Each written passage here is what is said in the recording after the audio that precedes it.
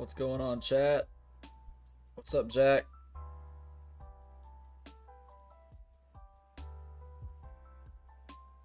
Let me promote the stream real quick. Yo, what up, Ash?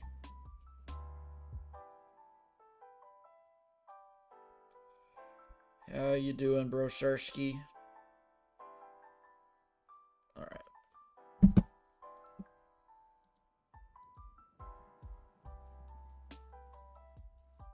Live chat. There we go.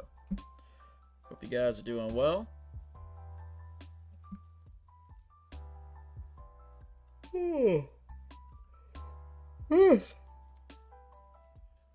I'm tired, but I'm here.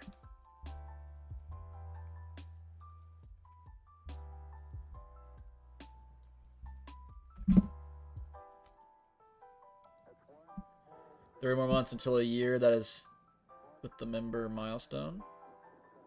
Heck yeah, dude. Wait, 1 year?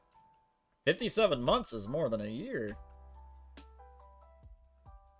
12, 24, 36, 48, 60. That's 5 years, bro.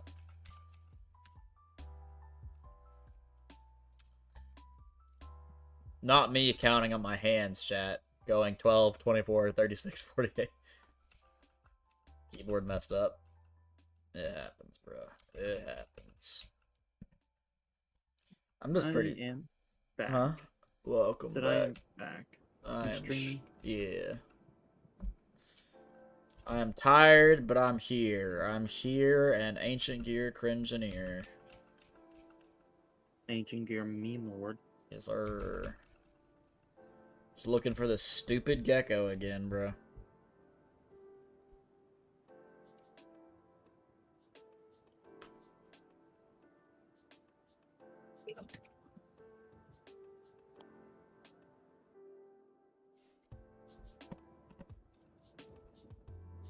How long do you plan on streaming tonight?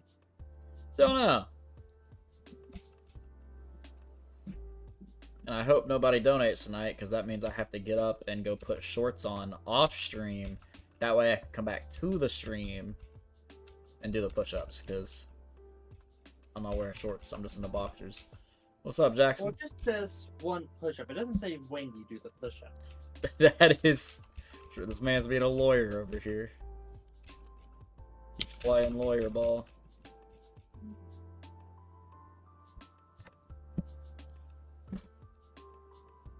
I can find ways around stuff. Dude, ever since I put up these LED lights in my room has felt so much cozier. But because of that, I get sleepy a lot more often. Because I hate having bright lights on. I'm like a low light person or no light at all person. So having these like low light LEDs that are just like warm colors, just, it's so sleepy, bro. Subscribe, yes sir. Yes sir. Subscribe to his only gears. That's right. Yo, Heath. Yeah, speaking of, I've been playing a lot of Sea of Thieves with Heath. The new update's out. Just pop in and say, hey, you at work? You at work? You better not say yes.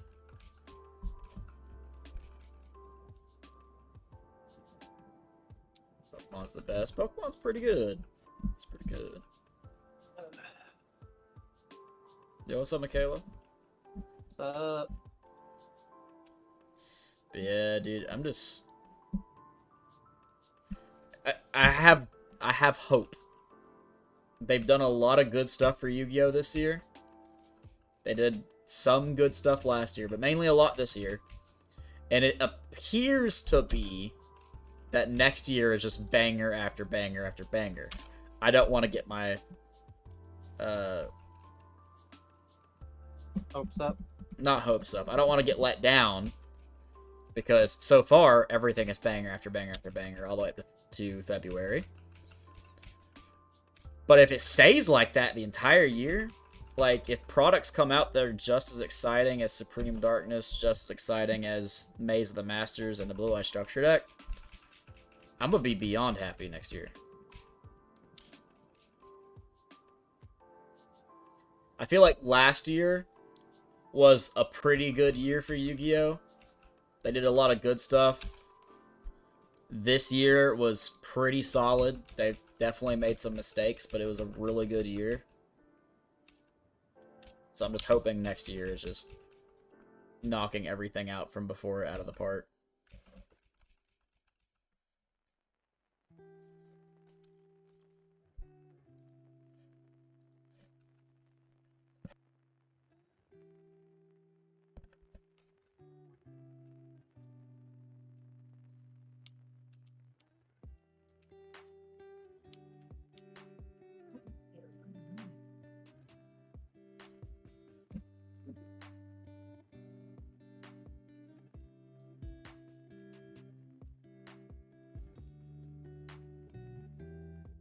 I'm really hoping you get more indestructible insects. I hope they print some cool machine stuff. Yo, what's up, Jack? Besides the Ryzeals, of course. I know. Well, actually, no, none of them are machines, right? No, they're Pyro light. Thunders. They're Pyro Thunder. I think Light Pyro and Fire Thunder. You have work in 6 hours? Oof. I work today. It's 3 a.m. This man is on the grind. Well, I hope you have a great day at work, man, whenever you go into work. You're welcome to chill out and stream as much as you like. You haven't slept? Oh, that's even more rough.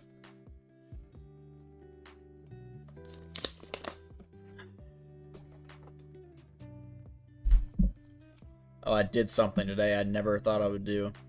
Oh, Lord. I threw away some Yu-Gi-Oh cards. You know, I've been thinking about doing that myself. Well, Just like newer bulk. The reason I did it, it was 2 cards. They were very old cards. My brother-in-law gave me this like old container to put cards in.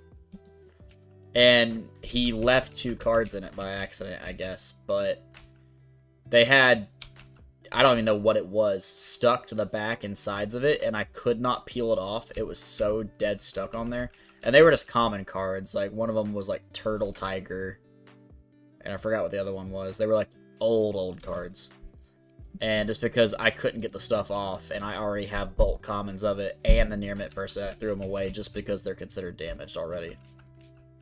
If they were, like, even light play, I just would have put them in my bulk box.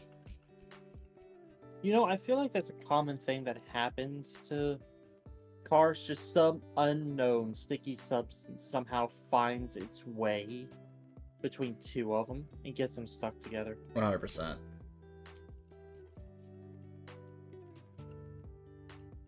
I don't know if that's maybe like the ink itself.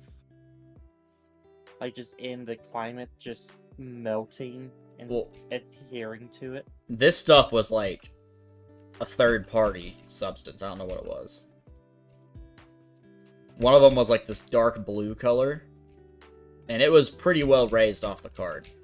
And the other one was like a light green.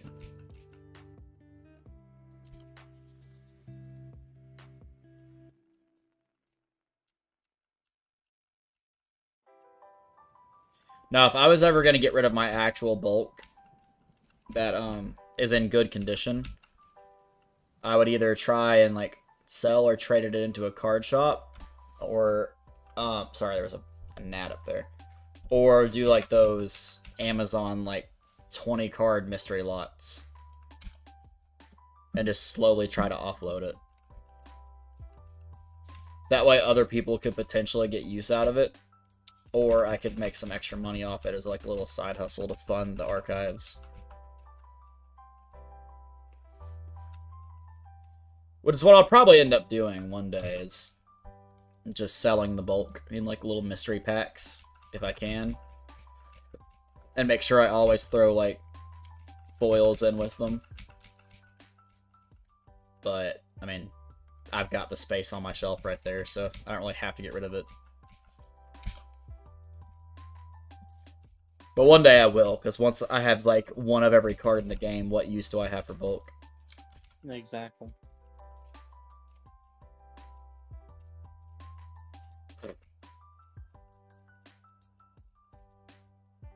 I mean, really, with that logic, I could be doing that right now.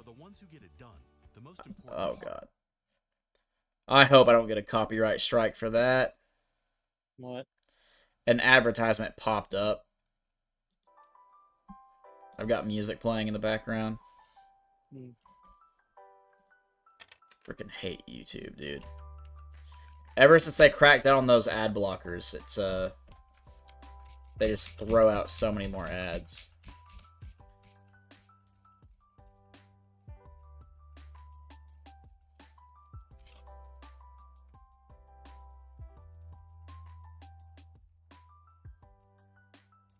I've got a couple bulk Magic cards and stuff I need to get rid of. Just because, like, I don't play Magic that often, and I have no need to have bulk. I've been thinking of doing the same thing. Just, like, asking Austin or someone at the shop if they just want to buy my Magic bulk. I might literally take all the Magic bulk I have, and, like, keep in mind, this is, like, 80 to 90 cards of bulk, probably, so it's not a lot. Go up to my card shop, like, hey, will you guys trade a water bottle for this? Because they sell water bottles for $1. Like, would you take $1 for it? What's up, Tom? How you doing, bro, Shersky? Good to see you.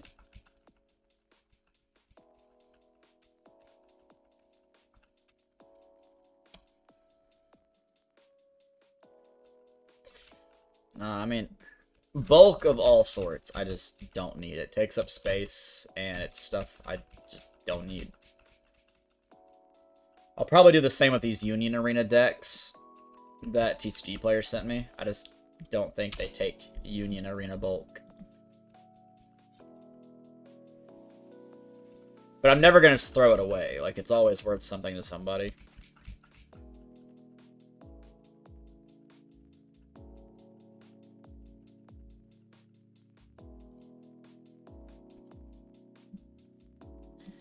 There's some people out there that just hoard bulk. Like, that's what they collect, is bulk. Crazy to me. I could never do it. But...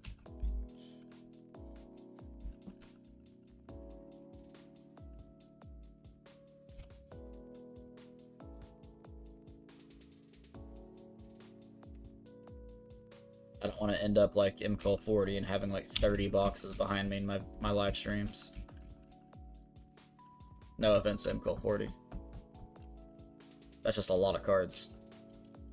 Granted, I think he's a TCG player seller, I think.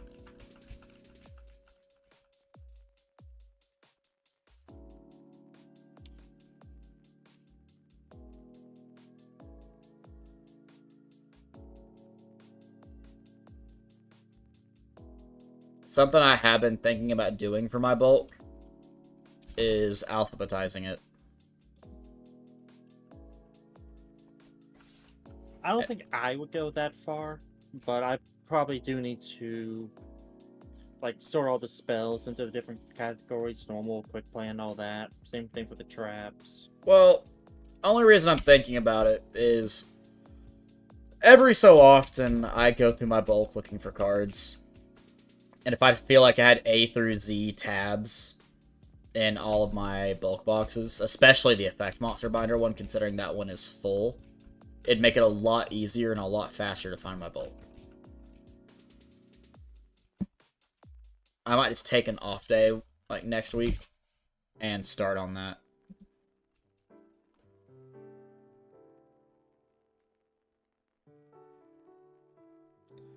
Oh, that didn't feel good.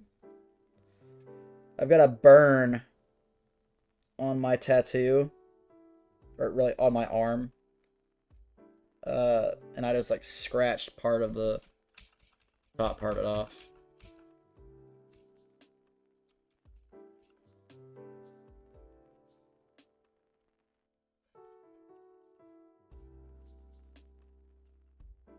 I hope it heals back normally, because like I was thinking, like, what happens to skin that's been tattooed if it's been burned? Like, when it heals back, will it heal back to your normal skin? Because, like, the ink is just there, you know? Like, if it gets burned off, it gets burned off.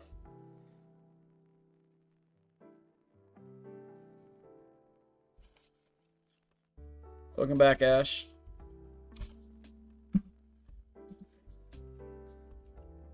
I need to get this tattoo touched up.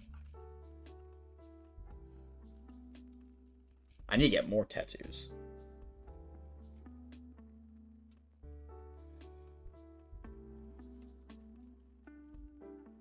Bry!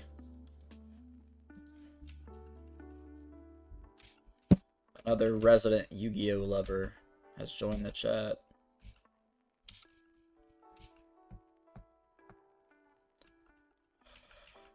How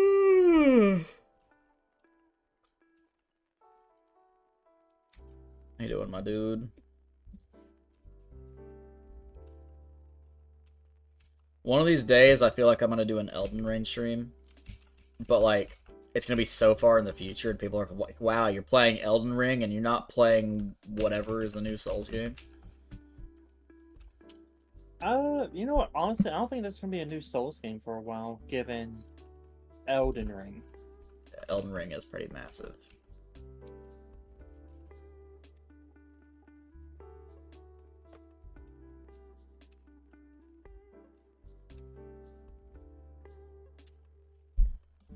I don't know if there's another pirate game I can play besides Sea of Thieves. That game is so freaking massive, dude. I've been playing it since Season 5, and it's just now Season 14. So, 9 seasons of play, and I still haven't done everything.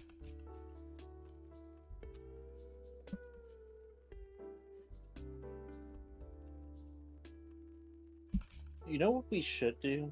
A Dark Souls 3 co-op stream. Yeah, I keep starting Dark Souls 3 on my channel, and I never finish it. And I don't know why, because I've heard it's the best one. But then again, I have, like, nostalgic ties to just Dark Souls. I've never played Demon Souls. I feel like I really need to. But the original Dark Souls, or the remastered one, either way, I love that one. Oh, same. Yeah, I don't think Elden Ring will go away for a while because of DLCs and stuff. Yeah, that's true.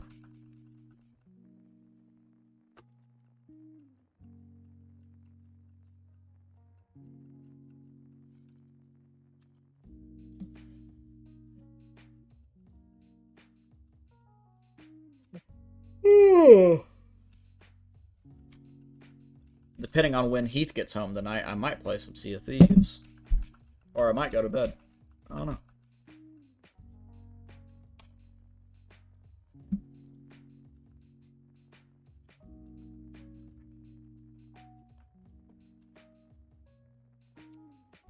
Everyone was so excited because they added crouching into the game, which should have been in there a while ago, to be honest. And you can, like, hide as different types of treasure chests to fool people. And then they immediately removed it to work on it because apparently it was too buggy and they needed, like, a little bit more time. And, like, this happens every single season, every time they introduce something new. And at this point, we're like, we appreciate you guys apologizing for things not being the way you envision it to be. But, like, if you even suspect there's going to be an issue with it, just delay the release. We won't care.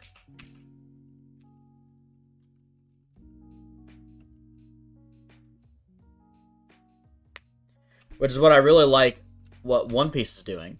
Because One Piece is taking a break for the anime. Number one, to give time for the manga to get farther ahead. But also so they don't rush One Piece. And also so, like, there's not really a lot of filler. And they take their time and make it into something great. As long as One Piece is known to be, notoriously, not really a lot of it is filler. Like, there is some filler. But, like, it's very, very short. This is true. Egghead quite literally just ended. Yeah, Egghead just ended, and yet in the anime, like, we're already, I'd say, probably a fourth of the way into it. That's way too close together. I just can't believe I'm actually caught up on One Piece, man. I started that thing years ago, and I remember after like 5 months, I was 500 episodes in. And I was like, man, I'm only halfway. This is going to take forever. And now I'm like caught up, and I'm like, there must be more.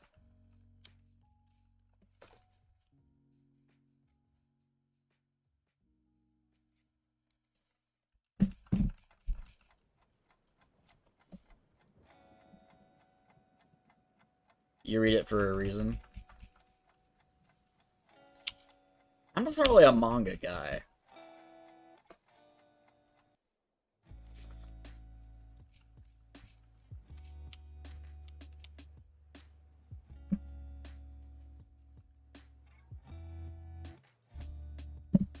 Turtle be looking sexy. No, you!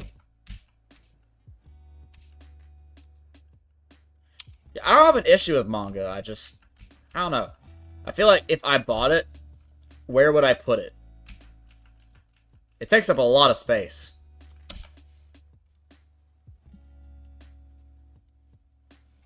And when you have hobbies like myself or like CJ, we take up a lot of space with our hobbies. So, if I get another hobby, where am I going to put it?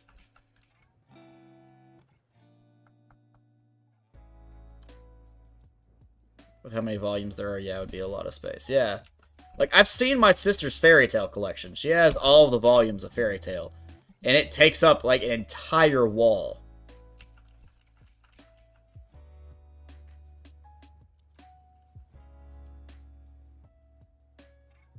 Still there, CJ?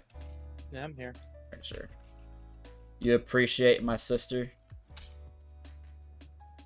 What's that mean, Tom?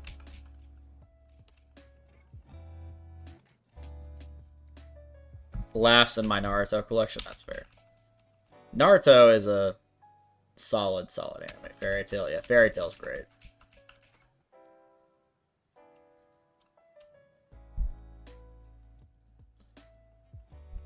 Yeah, 72 volumes. That's a lot of books, man.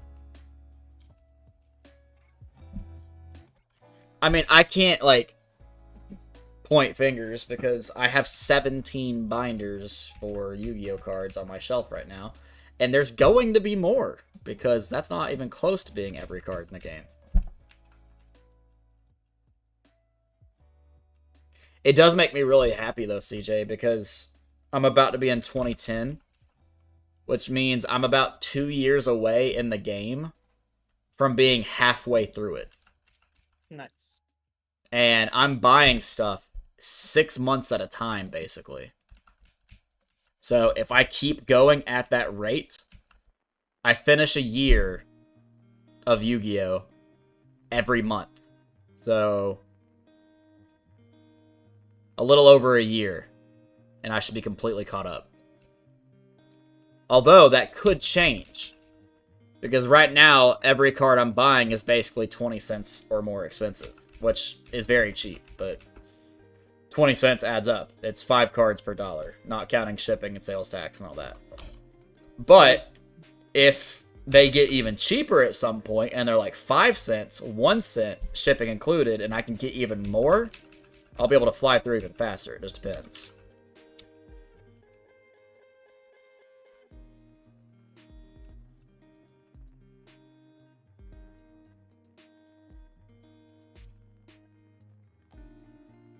It's also not to say that, like, I don't make more money from YouTube. I'm spending just my YouTube paycheck on this collection, which is roughly like $100 or so every month. If I was to make $200 every month, I'd get through it twice as fast.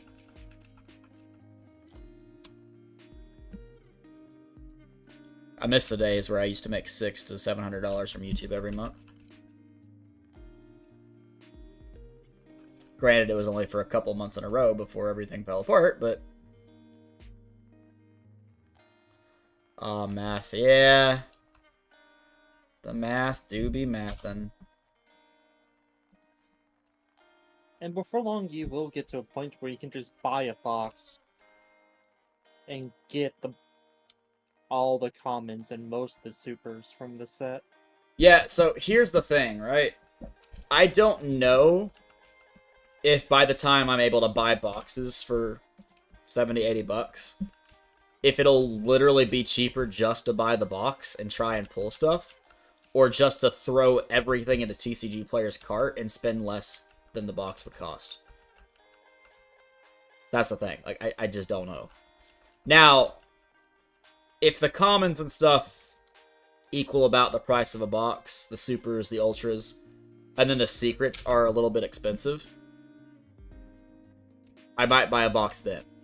Because at least then I know I'm going to pull some secrets. And I might pull the expensive one.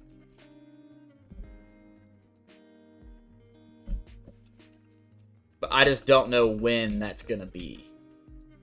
I'm assuming probably like 2015, 2016 is when I can expect them to be affordable.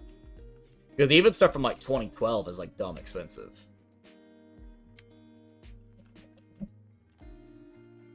No, that was just 12 years ago. Yeah.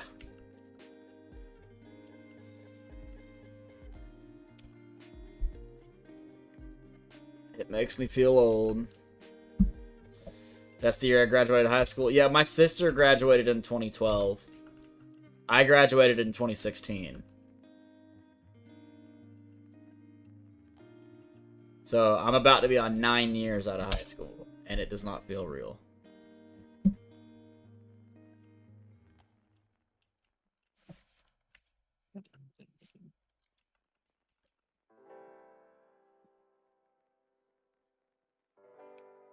I graduated 2012 out of high school.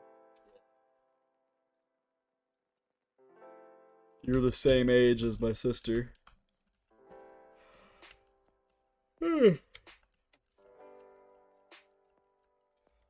Did you go to your 10-year reunion? No. I didn't even know that was a thing. Yeah, some schools do like a 10-year reunion. My high school does. I'm debating if I want to go or not. I really didn't care for many people there. Same. Like, even if they did, or even if I knew about it, I wouldn't have gone. I mean, I might. It depends. Like, I have some old friends from school, and if they go, I might. But if they don't, I'm definitely not going.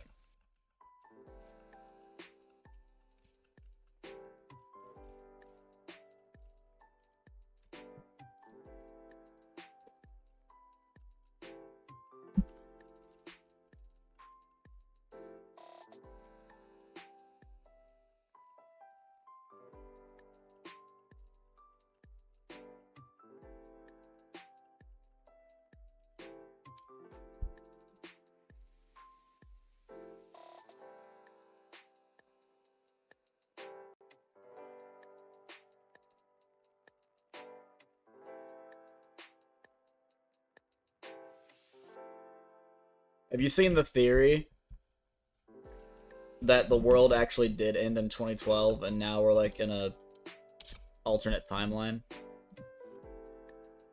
I wouldn't doubt it. Think about it. How different was the world like 2012 and before? And like, for me, everything felt more colorful and vibrant back then. And like, you know, I was middle school, high school. I was very aware of my surroundings. It's not like I was a child then. I mean, I was, but like I wasn't like a little child. And then like everything after 2012 is just so like dull and gray and depressing and all that.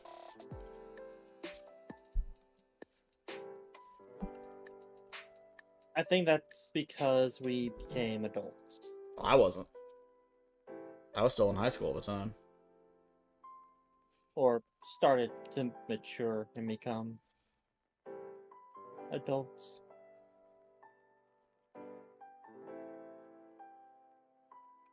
Get jibs and all that. Life has just been a South Park episode since 2012 for me. Listen carefully. No! Another ad.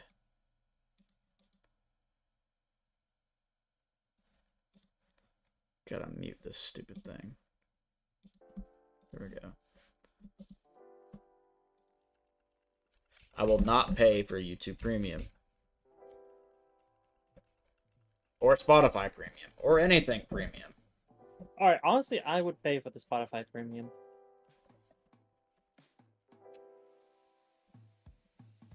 Because not only does it give you ad-free, but you can download your playlist and listen to it anywhere. Even in places you've got no phone service or internet access. I should have taken advantage of that when I was talking to a girl that had Spotify Premium and put me on her plan. Should have just downloaded my playlist. Because that even works on your computer too. If the internet goes out, you can still listen to Spotify.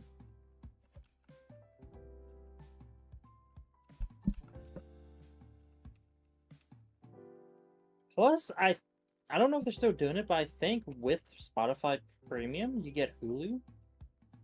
Really? I think. I mean, I've already got Hulu because my family pays for Hulu, but still. I think that's a thing. I don't know.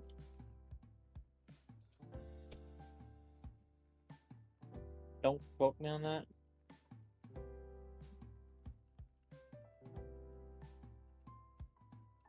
What kills me is going through all these cards and all these sets throughout the years. I'm seeing when cards released and when those series were coming out and everything. And I remember them coming out as a child. Like, I remember when 5Ds aired. And I refused to watch it because it just felt different. Big mistake. I should have watched it back then. But, I'm going through Raging Battle. Like, I just bought all of Raging Battle. And I'm seeing Power Tool Dragon and, there's some Black Rose stuff in there. I'm like, man, this is like old 5Ds. Like, original 5Ds.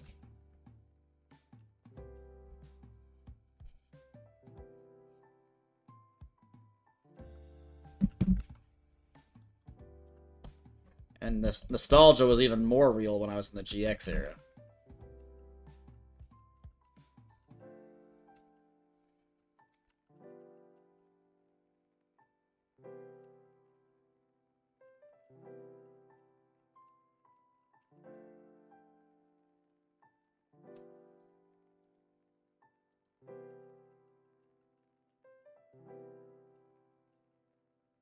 Still no shiny clown? Oof.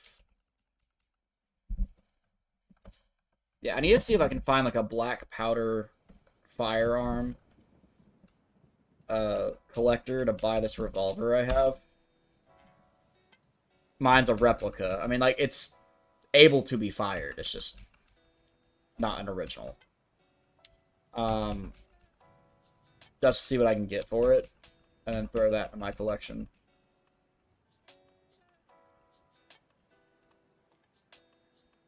Because I don't collect guns or anything, so, like, I don't have a need for it. I've got some swords and stuff, too, I could sell. I don't know if there's a law against selling swords. I know there's a law for firearms, but by classification, that black powder revolver is not technically a firearm. It's considered a black powder projectile. Somehow there's a difference, but there is.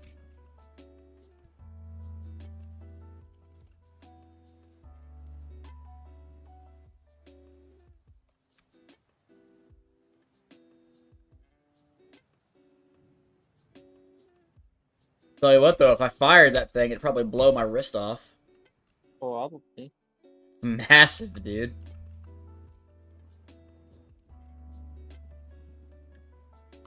Heavy, too. I can just imagine the kick on the thing. Intended.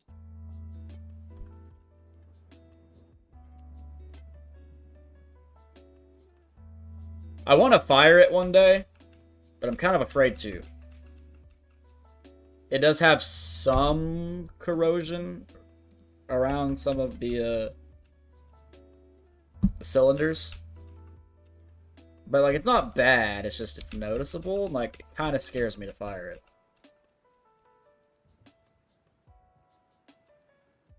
Maybe I'll lock it in place with a clamp or something. and like attach a string to it and go back like 50 feet and then pull the string. That way if it blows up or something, it'll blow up 50 feet away from me.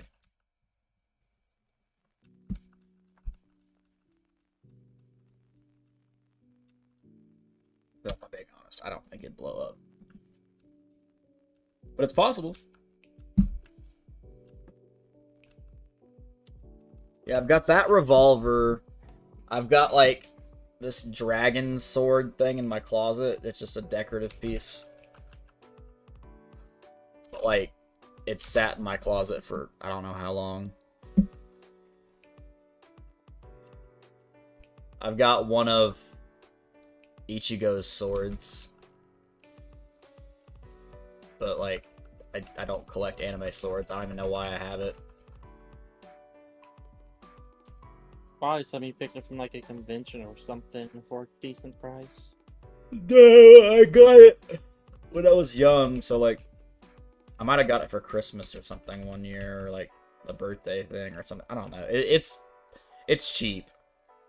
I mean, it's definitely a real weapon, and if it was to be sharpened, it could definitely like hurt somebody.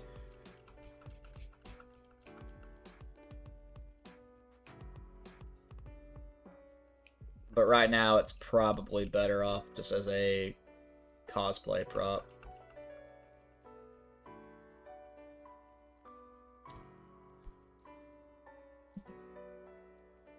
Right here. I'll do you one better. I'm trying to do this so people won't see my boxers. Okay.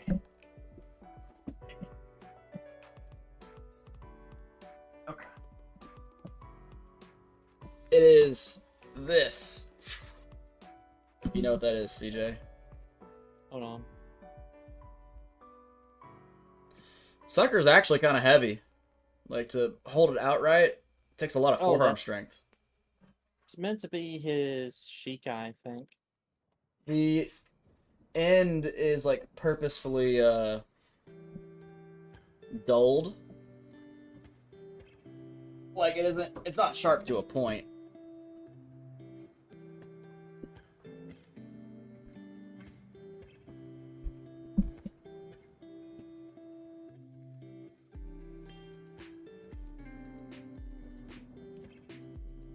The sucker weighs quite a bit, though. Like, to carry that thing all day around, or around all day at a convention, it'd tire you out. It's just something meant to be hung up on the wall or something. But all I have on my walls are instruments, Yu-Gi-Oh stuff, Godzilla stuff. About it. I could probably sell this thing. I don't know how much I'd get for it. I could sell that dragon sword. I could sell that revolver. I'm just kind of afraid to post any of this stuff to Facebook Marketplace, and they say, we've taken down your listing for violating our community guidelines. You've now been hit with a strike, and now you can no longer sell stuff on Marketplace. Generally, I think the reason I haven't been able to get into Bleach was the animation style. I mean, it's different for sure. Like, every anime is different. What were you saying, CJ? Since I'm pretty sure there's like a Facebook Marketplace dedicated to guns.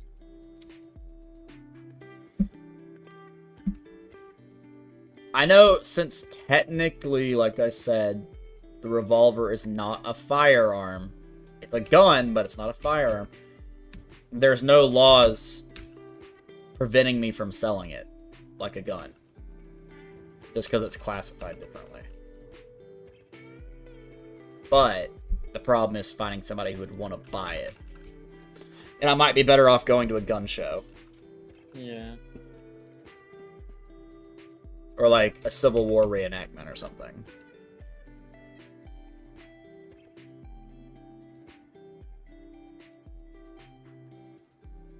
Sell it to a different type of nerd.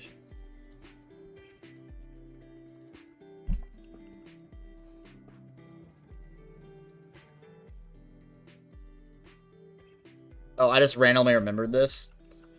But last year, I went by Target and I got some Yu-Gi-Oh cards. I think it was actually Ghost in the Past 2.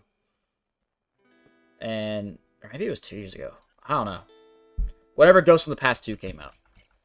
And I went in there, got a little mini box, got some Skittles, and I got a drink. I don't know what it was. And I was killing time waiting for some friends.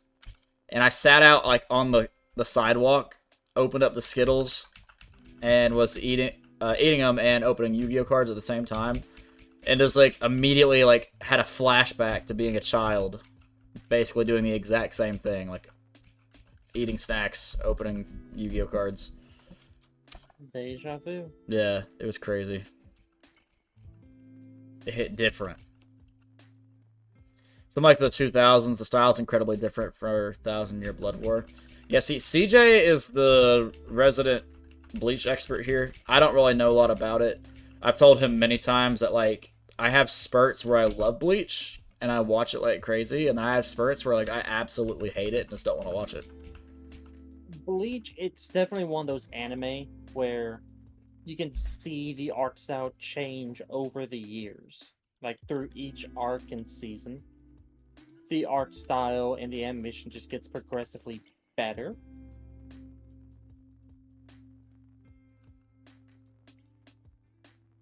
And I think a lot of that does have to do with the technological advances for animations.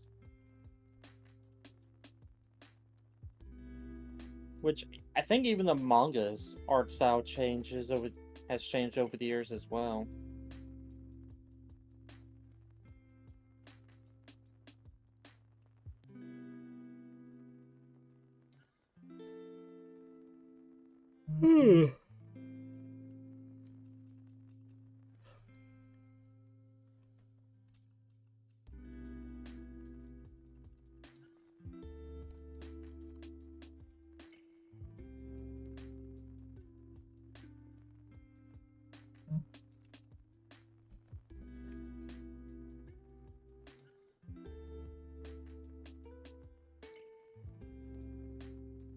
One sec, chat.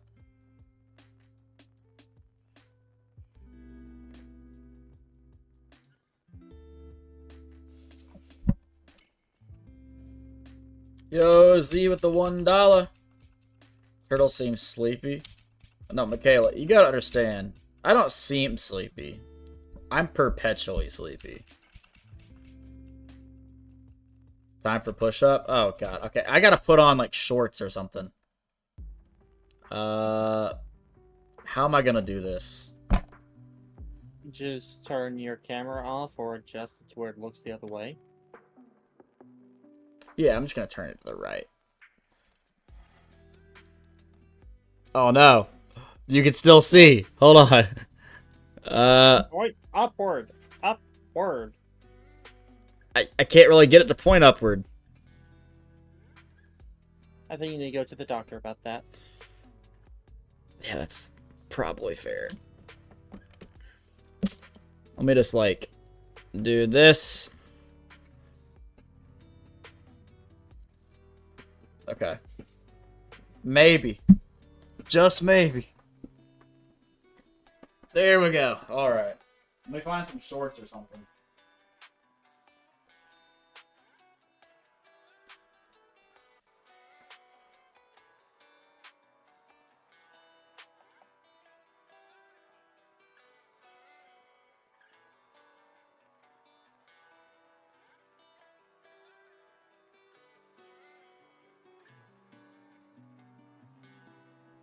Shorts have been acquired. These things are way too big for me, but they will cover the boxers, and that's what's important in this situation. Let's take this, flip her on back over here.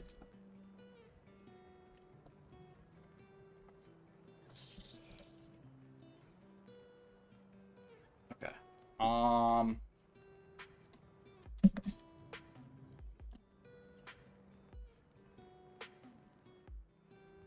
Okay.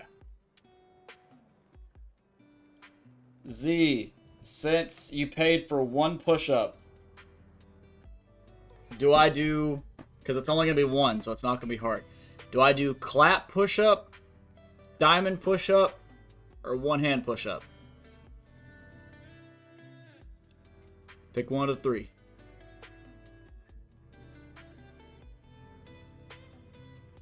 Clap, diamond, one-handed push-up. Which one?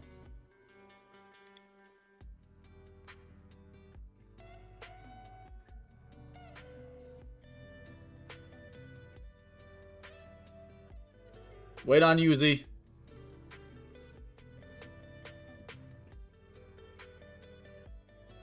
Ooh.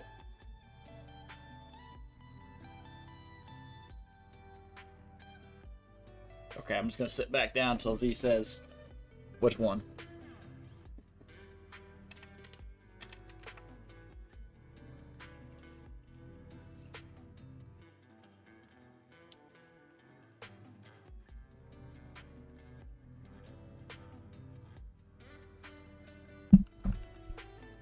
Once you let me know which one you want, Z, I'll do the push-up.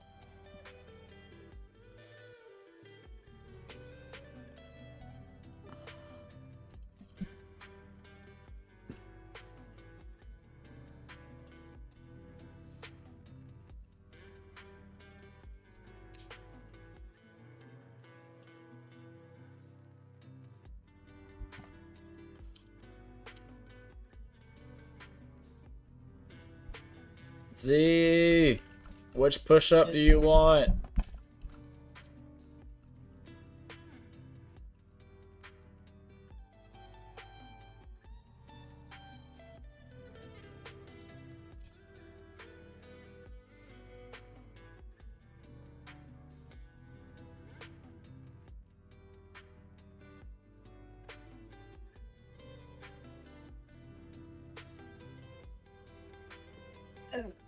Let the record show, chat. I'm not skipping the push-up.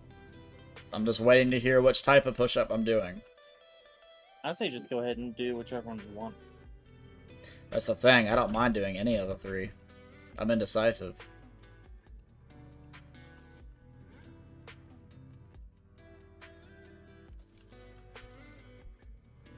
I can do all of them.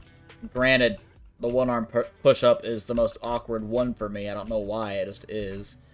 But it's not even really the hardest one for me, either. Knuckles? What is a knuckle push-up? I'm not a gym rat.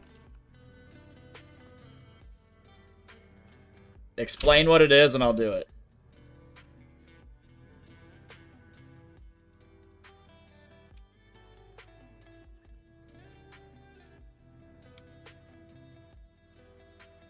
Got like one hair hanging down across my face. Oh my god. I feel like I can get the gist just by guessing, but I don't want to do it wrong. So explain to me what I do, and I got you.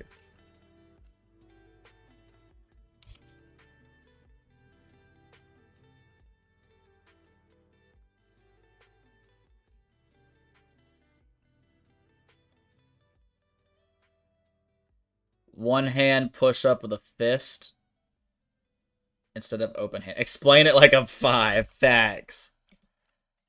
One hand push up with a fist instead of open hand. I've never done that before. I can do a one hand push up with my open hand. I don't know if I can do it with a fist. We're going to find out.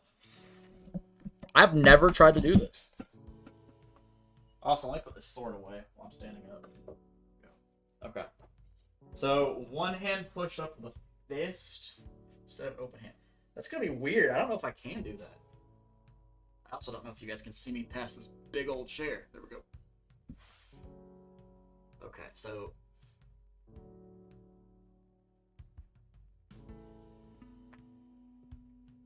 there we go. One. That kind of hurts.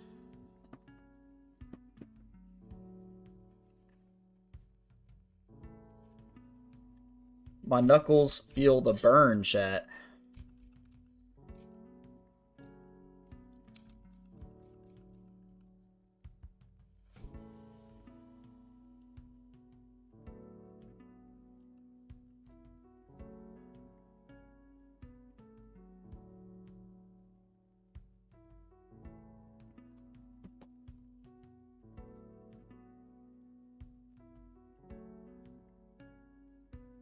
Not gonna lie to you, chat. When I went all the way down on that push-up, I felt my whole back crack, and it felt great.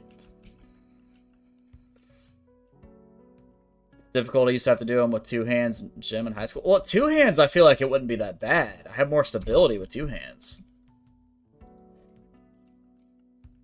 But the one-hand knuckle, I mean, that's like 185 pounds, basically, on my knuckles.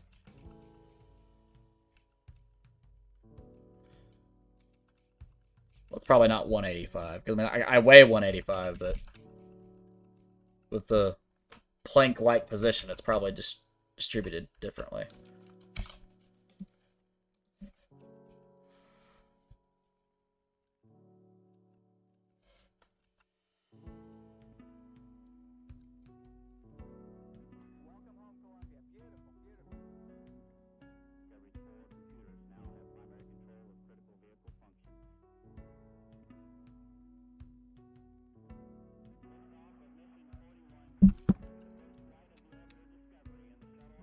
Yeah, I don't know if I could do multiple one-arm push-ups with knuckles. I can do like 5 or 6 with an open hand. But even that's not great.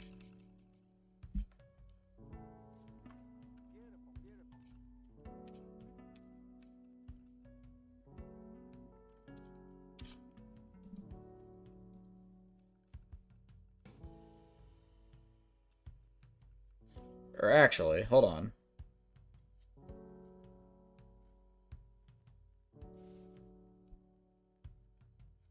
Let me pull out the handy-dandy calculator.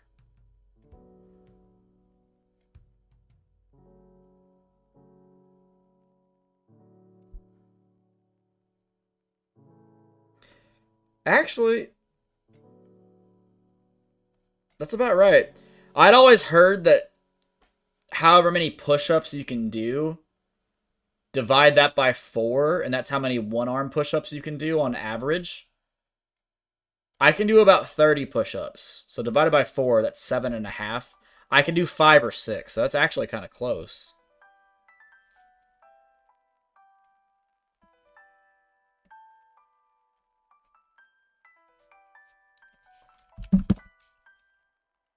I know I can't do 7 one-arm push-ups, for sure. I cannot do 7.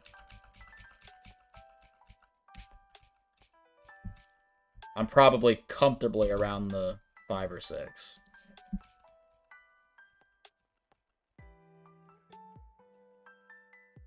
I need to get in better shape. Round is a shape, but it's not the shape I want to be. Oh, how I know the feeling. Well, here's the thing, alright? Basically, all the men in my family have diabetes and have those beach ball bellies. Diabetes. And that's not gonna be me.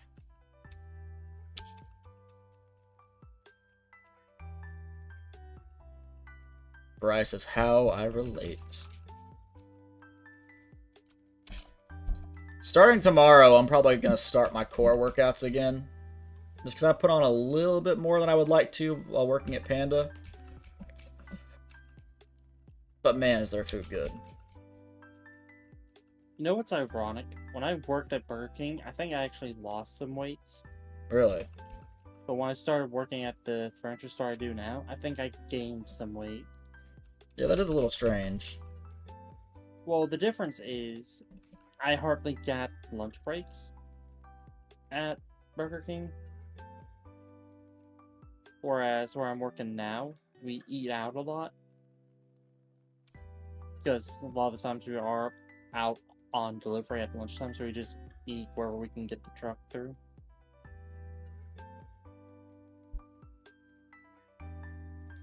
Texting one of the guys from the Yu-Gi-Oh! Locals. I said, brother. He said, yes, brother. I'm saying, have you seen the Night of Clocks? Oh, Lord.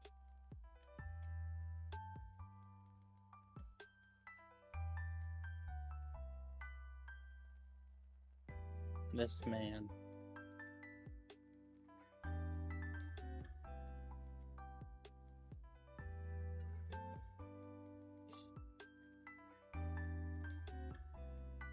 You worked at Panda? I work at Panda.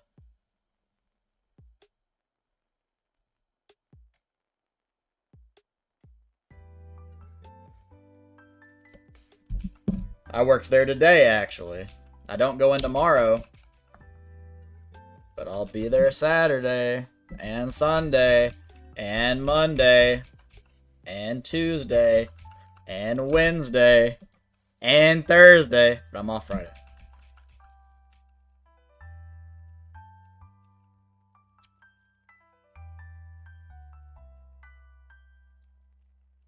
Why'd you get rid of Sweet Fire? We still have Sweet Fire. It must be the shop that you're at. Sweet Fire is what I eat there basically every day. It has a lot less sugar than the orange chicken, and it has pineapple, and I love pineapple.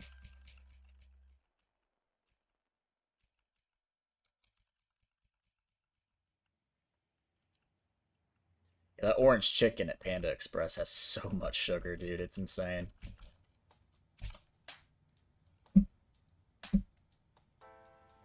Two states I've been now? That's weird. Yeah, the one I work at has Sweet Fire still. Pretty sure all the ones in Tennessee have Sweet Fire. Don't tell me that I love the orange chicken. It's good in moderation, but if you eat it every day, like I can because I'm there every day, it's not good for you. At all. But if you get it like every once in a while, you're fine, bro. Trust me. I can't reveal how much is in it and like what else is in it or in the other dishes because, like, you know, company secrets. But I will tell you the orange chicken does have a lot of sugar. Oh, I don't eat every day. No, then you're good then. You're good. You're good. But that was Panda we ate at Stone Mountain, right? When we went to go meet Wayne Yeah. Grayson. Yeah, we ate at Panda. And I think that's been the only time I've ate at a Panda Express. I will say this. Panda Express is really good Chinese food for it being a fast food restaurant. Like, I genuinely expected it the first time I had it to be worse Chinese food because it's a fast food restaurant. I'm not going to say it's as good as, like, if you sit down at an authentic Chinese place and get food there. I think that's a lot better. But for like 10, 12 bucks for a whole plate where you get fried rice or chow mein and then like two different dishes or two of the same dish, it's pretty good food for that.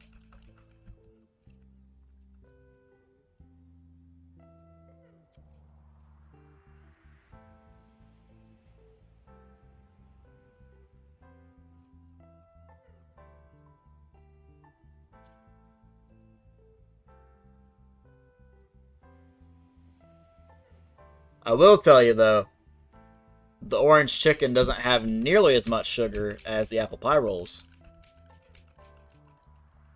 Those apple pie rolls are loaded down with sugar. I would assume so. Well, you gotta count the sugar that's in the, like, apple pie part of the roll. And then the sugar and cinnamon and all that stuff that we coat the outside of the roll with. Didn't know it was a thing? Yeah, so you have, like, your egg rolls, your veggie spring rolls, and then the apple pie rolls. The apple pie rolls are strictly, like, a dessert thing. They're alright. Like, I've had way better apple pie stuff than their apple pie rolls, if I'm being honest with you. But it's not bad. You haven't had Panda Express in a hot minute. I had it today. I have it almost every day. And, like, here's the thing, right? There is a Chick-fil-A right next door. So when I go on lunch break, I could go get Chick-fil-A. But the difference is I have to pay for Chick-fil-A. When I'm at work, I don't pay anything for the food. When you work at Panda Express and you're in the building, like, on your shift, be it, like, your lunch break or whatnot, it's free. If I walk in there when I'm not working, I only get 20% off, you know, because I'm not on the clock. But when I'm on the clock, it's free. So, I can't say no to free food because I get to save money. Yeah, just that in of itself would almost make it worth it to work there. Yeah, I mean, if I work there 4 days a week, which I do, and I eat there 4 times a week, let's just say the food is $12. That's $48 a week, you know, just for eating. Not to mention the gas. That's how I felt at the bridge. Boy, I was whipping up. Also, hi, what's up, Ty? Yeah, I mean, it's worth it. Like, I gotta start working out again just to trim down all that extra pounds I'm putting on from it.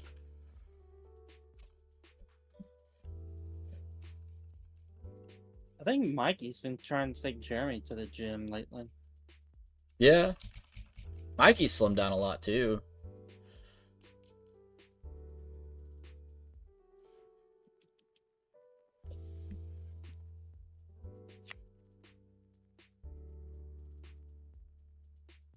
What you up to, Ty?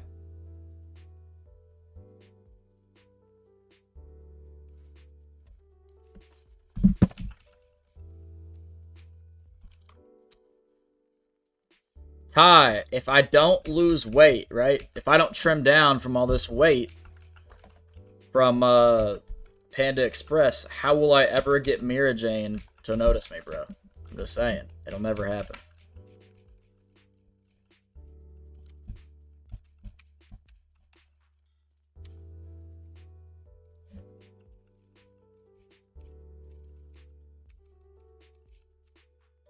World will never know.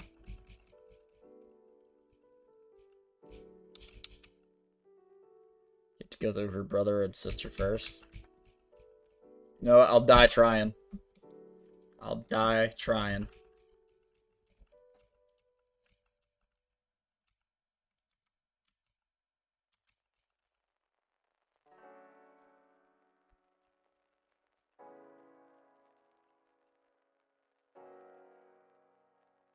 You see me, I have to take on a woman?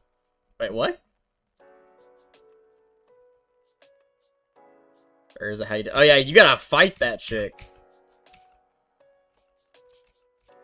Ty's about to turn into let me solo her. Oh lord. Nah. Apparently, Let Me Solo Her was on like a 180-day ban because they use a Fortnite dance mod. Oh wow. Ty, hold on, wait. Wait. If we're being 100% honest, I have to get so blackout drunk because I'm going for Kana. That's what I'm saying. Kana all day, every day. Kana Alberona.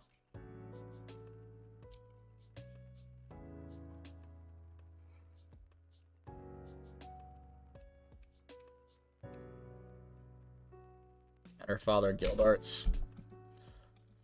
I kind of look like Guild Arts. I'm gonna withhold the comment that I thought. You ain't out drinking her, but I'm sending you that luck boy. I never said I was out drinking. There's no way I am. No way.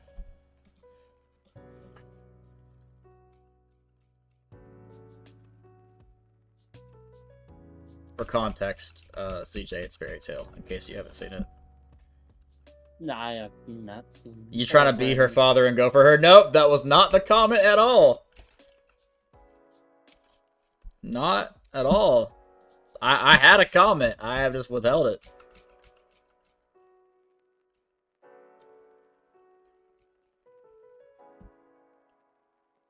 Z with the 3.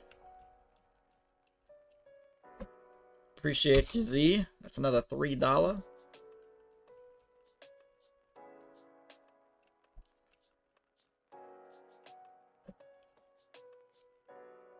I don't know how to say it, like, stream appropriately.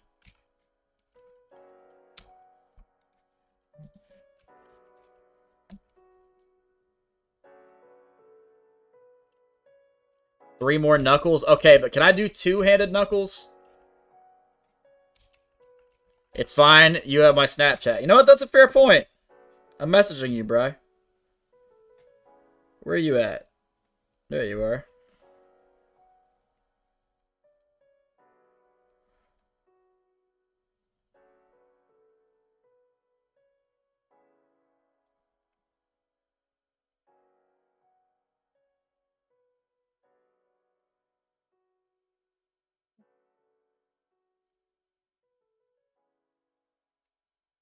There you go, Bri.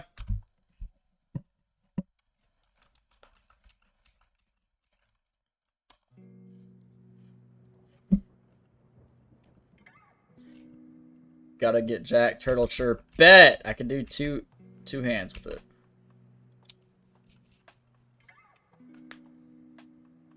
I'm telling you, Bri, I can't say it on stream. I mean, I probably could, but I'm not going to, just in case. I've got copyright strikes for worse. Or, like, not copyright strikes, but, like, strikes. Looms! You could, but you can't. That's right. Do what gives you the burn, but not the pain. Alright, we're doing two-handed knuckles. I gotta do 3.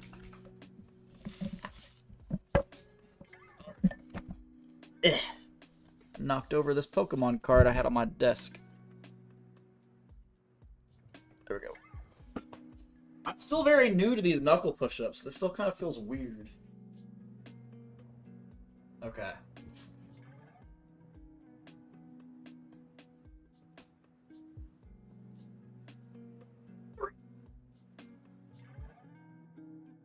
That felt a lot better. If I did all one-handed Treecko with Shine, yeah, freaking right.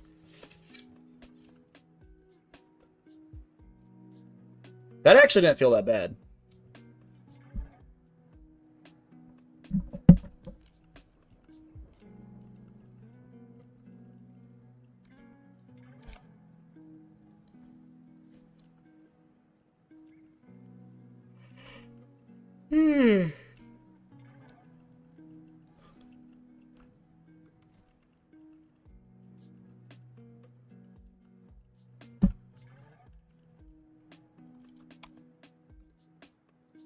It's only been an hour? Crazy. Crazy. That was crazy once. Put me in a room. Rubber room. Rubber room with rats. Rats make me crazy. Crazy? I was crazy once.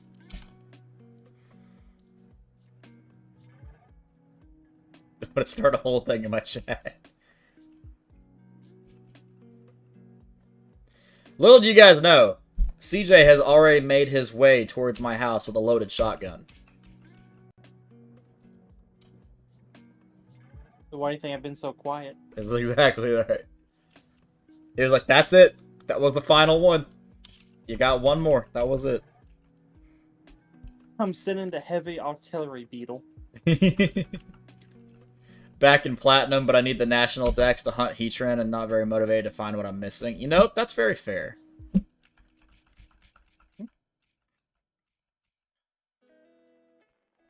Wait, I thought in Platinum you just get access to the little island and go to the volcano. I think that's after you like have the National Dex. Yeah, you get the national dex after beating the Elite Four. I'm not sure.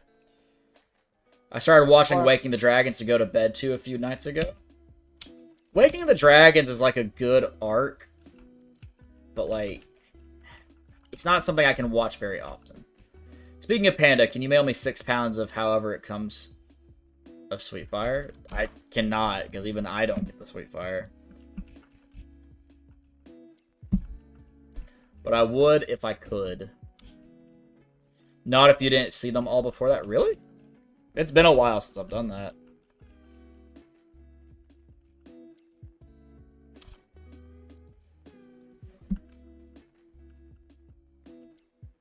I love the arc itself. That and the Virtual World arc are good filler. That's true.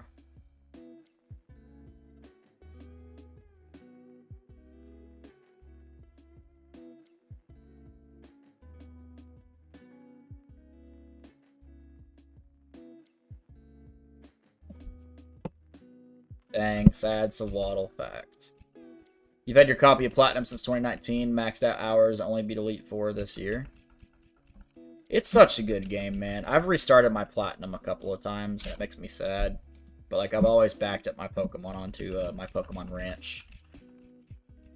Some of you youngins might not know what my Pokemon Ranch is, because you have Pokemon Home and Pokemon Sleep. With a I don't care about Asana. Quit showing me these stupid ads. Want to hear a joke? Sure.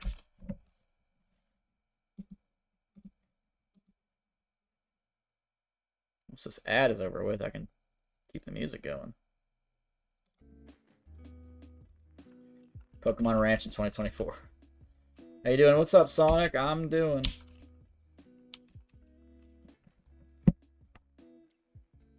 How long do you think until we start hearing about Maze of the Masters, CJ? Probably end of the year.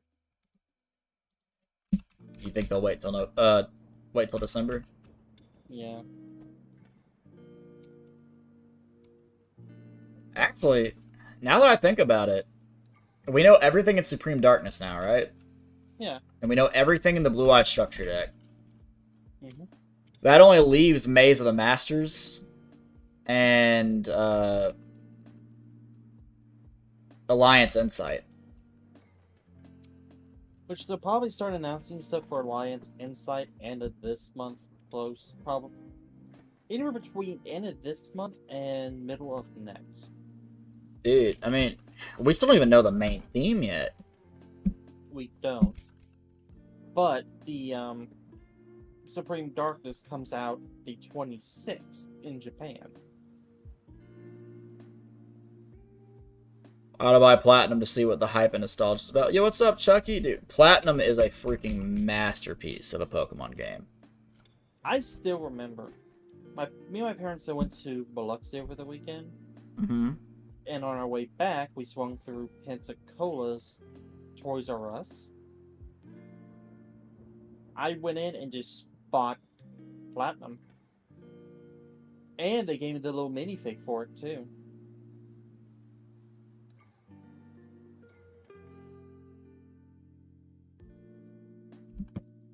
It fixes everything wrong with Diamond and Pearl.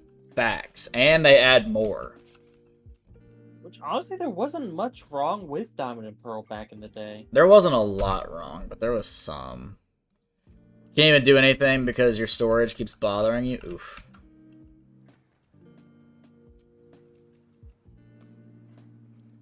He texted me back. I was like, have you seen the Knight of Clocks? He's like, oh yeah, the Link one. I said, yes. I'm doing evil things. Oh, Lord. When I say wrong, I definitely mean the pacing. It was so slow. 100% agree. Alright, to be fair, though, the Pokemon game stories aren't always the best. That is true. Just look at Gen 5. You had Platinum back in the day when I didn't hunt, but it got lost. I didn't play Pokemon for many years till Oris came out. Alright, here's a super sad story, guys. It's also very short.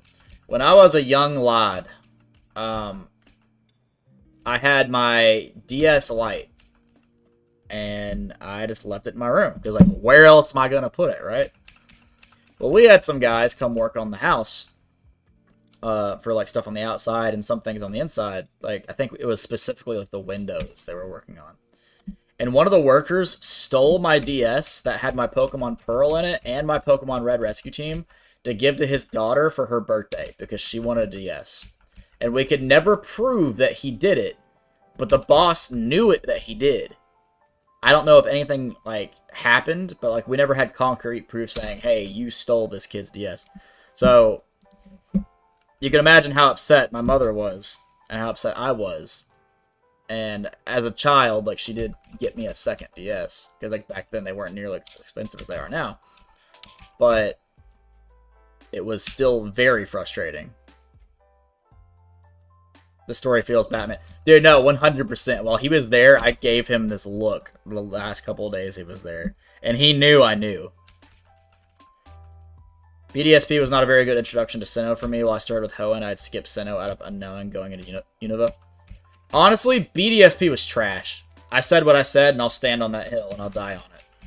I sold it after getting to Sanjum Town, if that tells you anything. And Gen 4 is my favorite generation. By the time I got to Sanjum Town and got the tutorial, I already knew it was trash.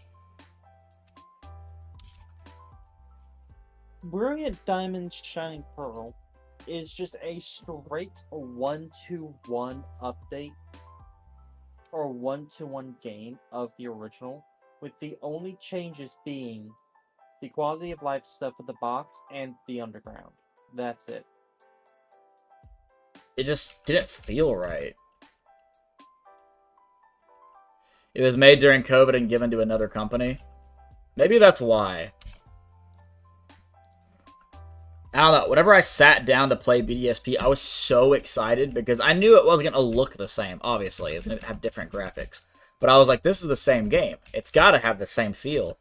And as I was playing it, just like I could feel my joy being sapped away. Like, if I sit down and play Platinum on my DS right now, I have, like, immense joy playing that game. The first thing I just think of when there's a new student, a new friend. Wait, what? Also, speaking of that, ILCA also made One Piece Odyssey. What is One Piece Odyssey? It's a game. Gotcha.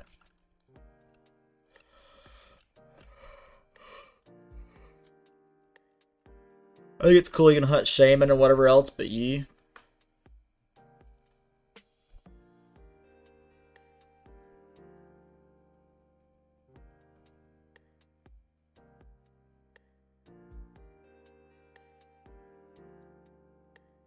The only Pokemon game that I've bought and haven't even finished the story was Legends Arceus. I'll tell you right now, out of all the Pokemon games I've played, and I've played almost all of them. I have not played Generation 7, so Sun and Moon, or Ultra and Ultra Moon. Generation 5 was the most forgettable for me. I hate on Gen 5 all the time. I don't think it's a bad game. It's just forgettable for me. Like, all the Pokemon designs, all of the story. I cannot tell you a thing about Generation 5 except for, like, Scraggy is in it. That's it. BDSP was just a remastered port with no soul. It was too faithful to the original. It's why Legends Arceus, which pains me as someone who's changed by that game, did so much better. I mean, I don't think there's really anything that's, like, too faithful to the original. Like, that's a good thing. It's just, there was some quality of life things they could have done better. I guess that's the best way to say it. Like, a good example is if you played Pokemon Red Rescue Team as a child, and you got Mystery Dungeon DX on the Switch, they changed a lot of the graphics, basically everything, but it feels the same.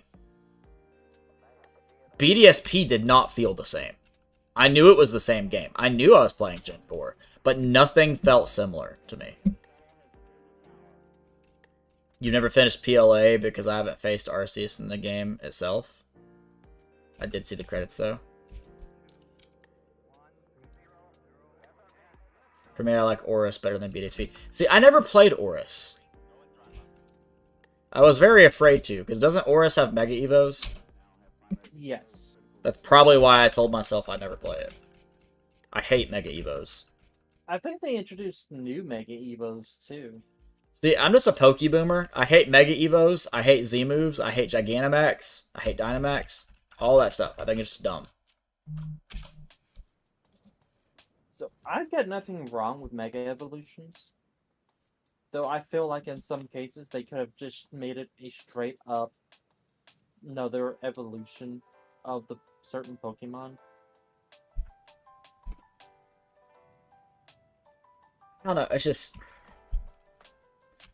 I look at Mega Evos differently than most people do.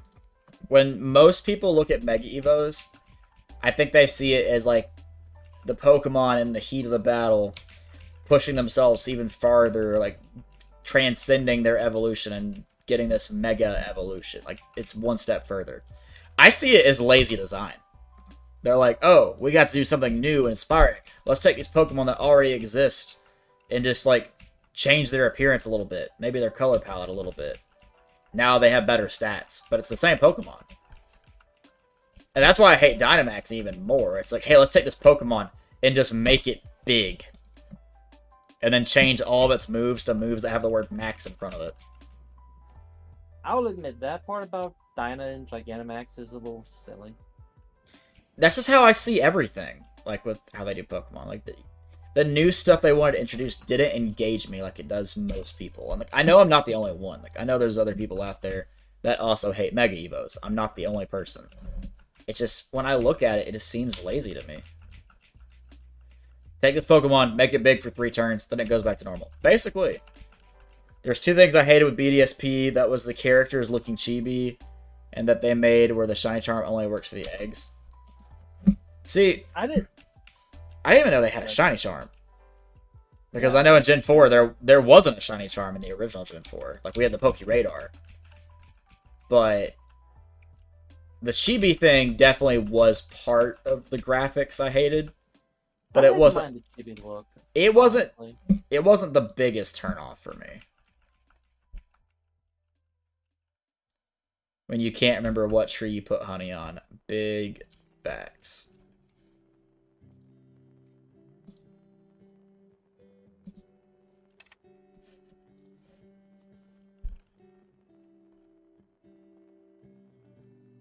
That's wrong. The Shiny Charm works for both, I swear.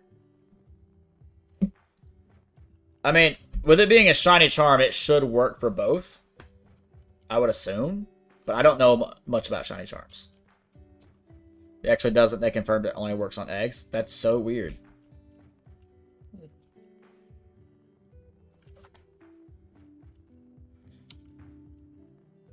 Mega Evos, it's not that bad. When it makes Pokemon broken, it's a good thing. It gives them more shine, like Mawile would have been as forgotten.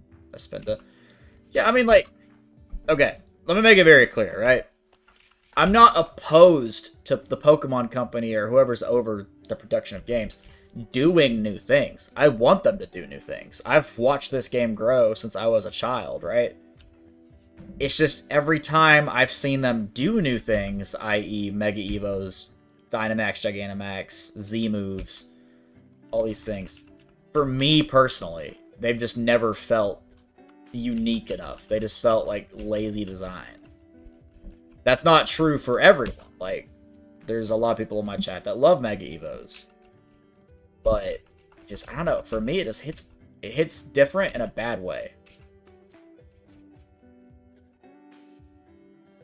So what do you think about the terrestrializing gimmick in Scarlet and Violet? What on earth is that? I also accidentally reset over the Poochyena when there was nothing. I didn't even look at my Treecko. It pretty much lets you change the type of one of your Pokemon. And it Really? gives like a 4 times boost to that type of move. It changes its overall type? Yeah, I don't remember if it's only for a few turns or for the rest of the match, the battle. So, you, like Charizard, for example, how it's fire flying. Yeah. You could have Charizard with the dark terrestrialization for whatever reason. Is it like an item? So each Pokemon will have, when you catch it, it'll have a different terrestrialization type. Sometimes it'll be its own natural types, or sometimes it'll be a random one. And you can change that later on in the game. Interesting. I mean, I haven't had any experience with it, so, like, I wouldn't be able to make a judgment, but, like, off just hearing about it, it sounds kind of cool. Or take Arcanine, for example. You could just have it as the Fire Terrest type, and it gets like a 4 times boost of fire moves.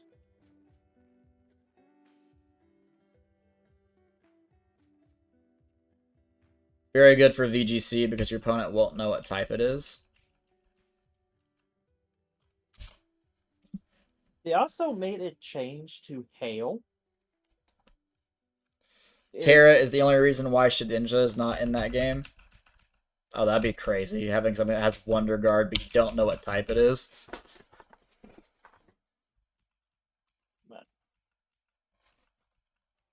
Like, honestly, I like Sword and Shield. Some of the Pokemon designs were a little hit or miss.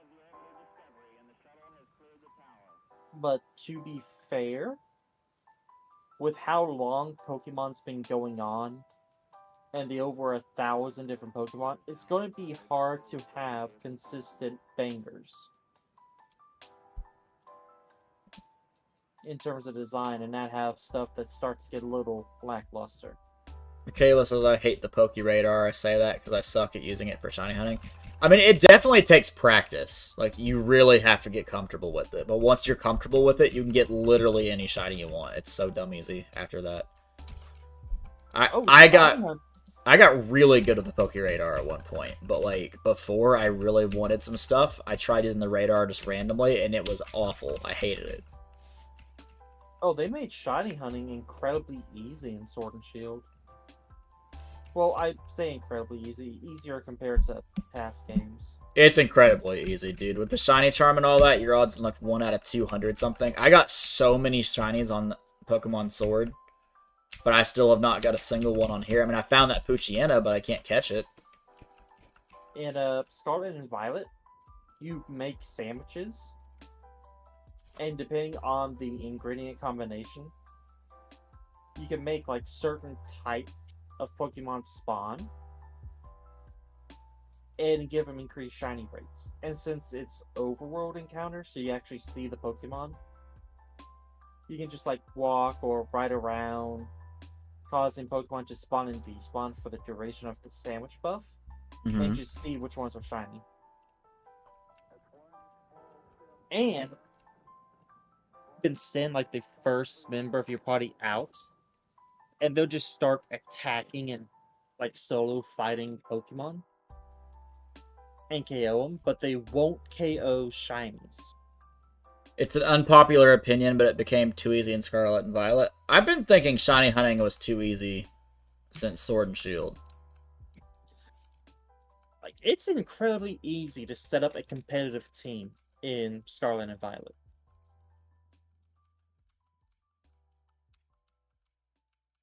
With the way you can just like essentially force spawn any Pokemon you're looking for within the game, and with how easy it is to hyper train, change their stats, abilities, and stuff like that,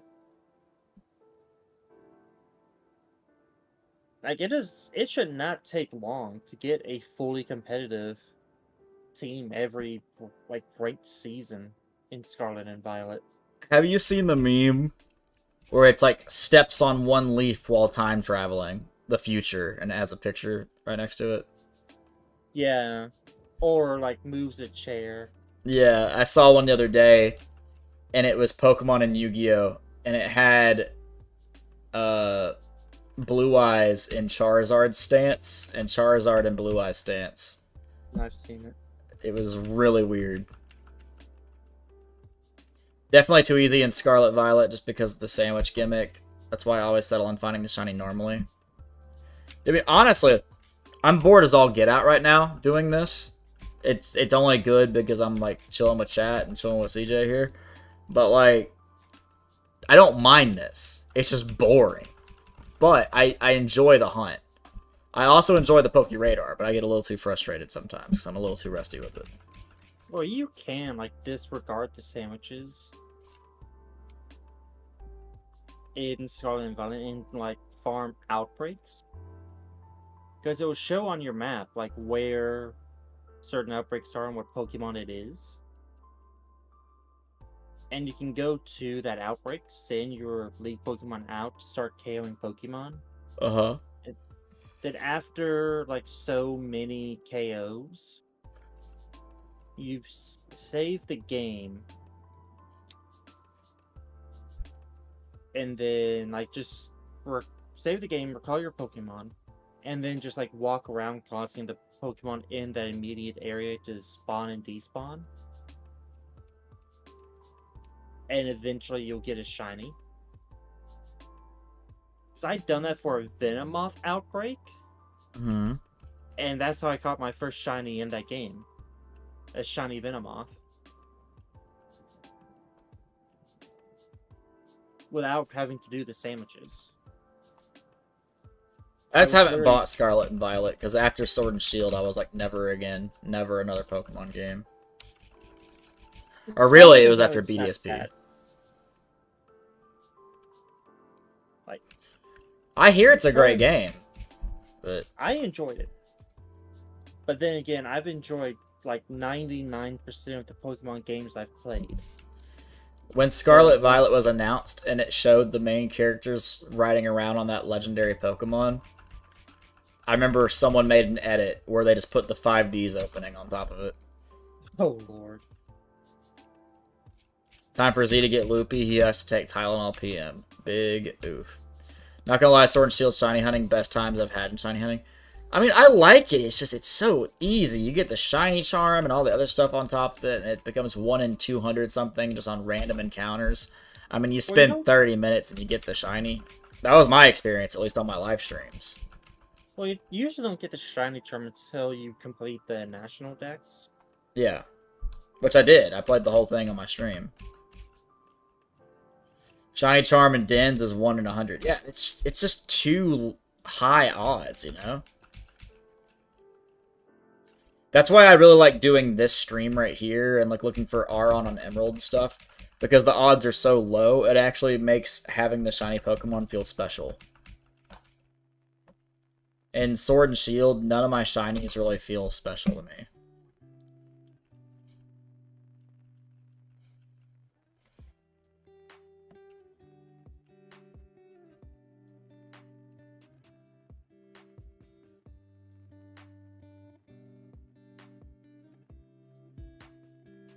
Was it? Actually, in Scarlet Violet, I was trying to shiny hunt low kicks and caught a shiny Arcanine instead. Yeah? Because I was looking around for shiny low kicks, I turned my camera and just see a fucking shiny Arcanine just chilling. Like, I even had the sandwich buff specified for like dark bugs for low kicks.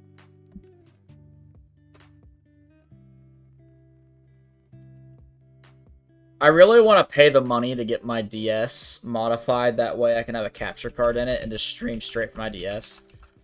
But, like, I don't know. There's a kit you used to be able to buy, but it's out of service now. So, like, you can't buy any. But, like, it would give you everything you need to do it yourself.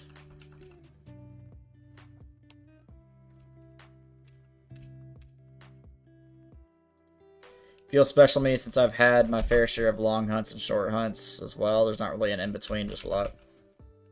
I don't know. I've just gotten so many shinies on Sword. It's just bleh to me.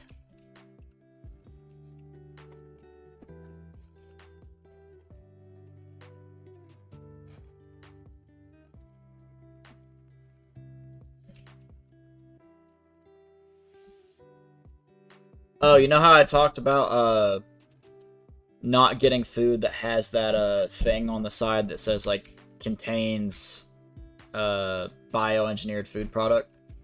Mm-hmm.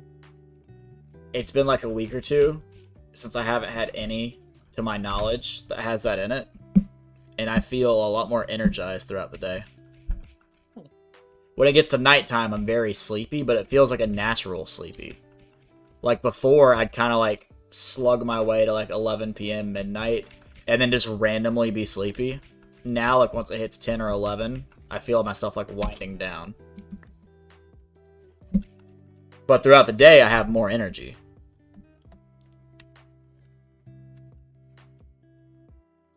It could be correlated to that. I think it is, but I can't prove that it is.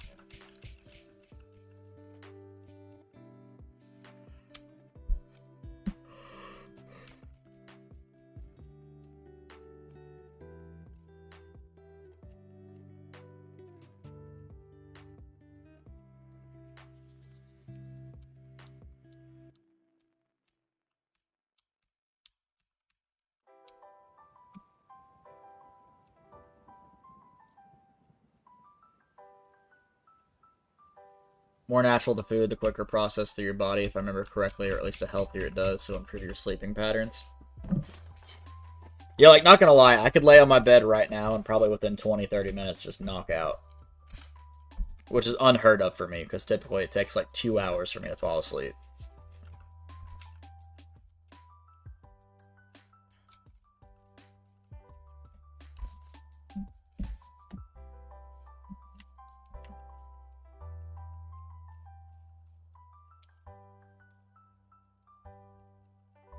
Ugh. Doesn't YGO typically post something around this time? Sometimes it depends if there's like product or rush tool news. Man, Ancient Gear's been getting some love in Rush Duel, man. They have Ancient Gear and Red Eyes both. I really wish I could get more random Ancient Gear cards like that over here. Like Ancient Gear Mana Core, Ancient Gear Gadgetron Amphis Bana. Like, I want random stuff. Not that I'm complaining about the ones I got in Legacy that are all cohesive and like have a strategy to them. That's great. I love that. I want more of that. But like, I want random stuff too. I think Red Eyes got that maximum card before Blue Eyes got one. It seems like Blue Eyes is getting all the support in the TCG and Red Eyes is getting all the support in Rush Duel.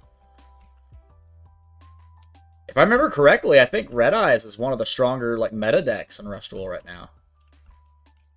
That'd be interesting.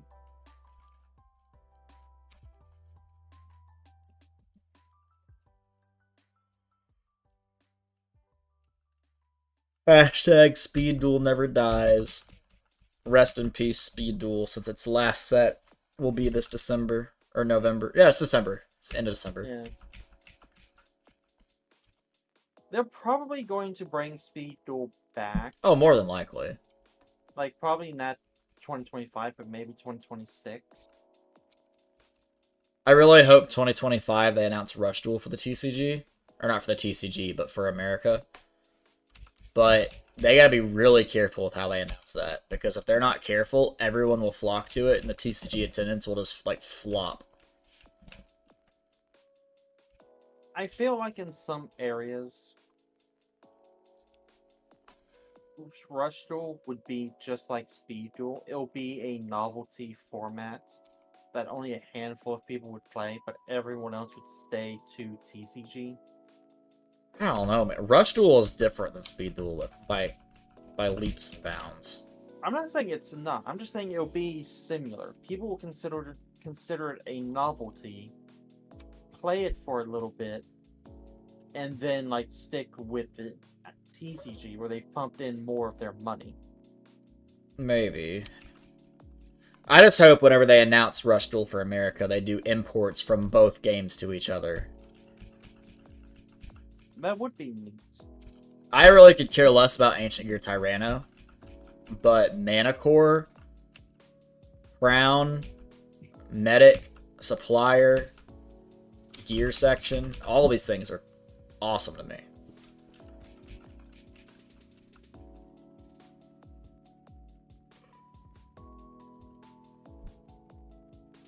It shows me that somebody's thinking about Ancient Gear.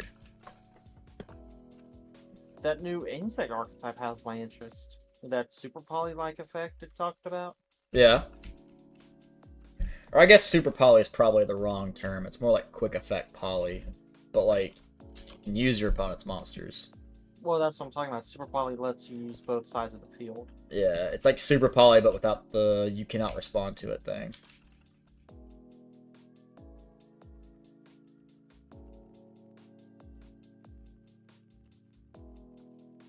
Which honestly, depending on how that archetype is, I might look into Speed Duel. Not Speed Duel, Rush Duel. I've thought about getting the Rush Duel Ancient Gear cards for my Ancient Gear binder, but I'm just gonna wait until they come to America, because I know they will eventually. There's just no telling when. Mike said he's thought about doing the same thing for the Red Eyes stuff. Yeah, I just don't want to get OCG cards for my TCG binder, you know? I mean, it's what I've done. Since I think the Rage was the last set for direct Ragnarok support, I think I might go back and order some of the OCG high rarity stuff for Stack Sovereign. Alright, Michaela, you have a good one. Yeah, but see, with Ragnarika, that's a new archetype, so if you do buy the stuff from the OCG, you can be, like, right on top of it. For Ancient Gear, it's been a thing since 2004. That's a lot of OCG cards I'd have to get.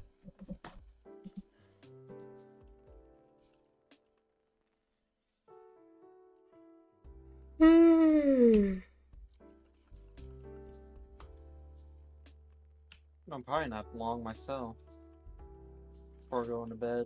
I'm just trying to get to 89 or 8,500. Then I'm gonna make some SpaghettiOs, watch some King of the Hill.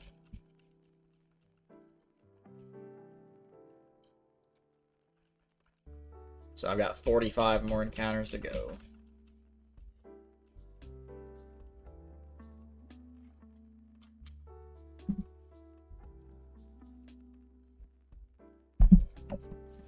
Good night, Michaela. Chattanooga Yu-Gi-Oh! Group's going crazy right now. I wonder if that guy's up to his bullshit again. I don't know. I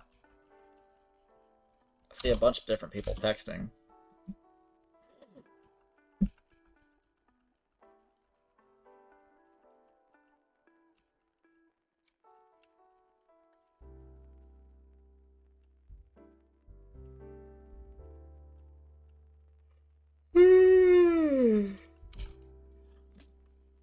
I'm winding down, chat. It is midnight o'clock for me. Yeah, it just turned 11 o'clock for me, and I've got work tomorrow.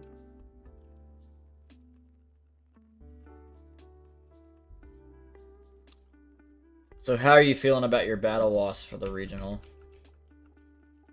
I feel like they'll do good. I've been thinking I might take the parasite paranoids out for cross-out designators, That's what you should do. and then take out the crawlers, the Cocoon of Vulture Evolution, and the Insect Queen for a Ragnarok package. Realistically, if you switch the parasites out for crossouts, and like we're assuming parasite is anti-Tenpai because it kind of is,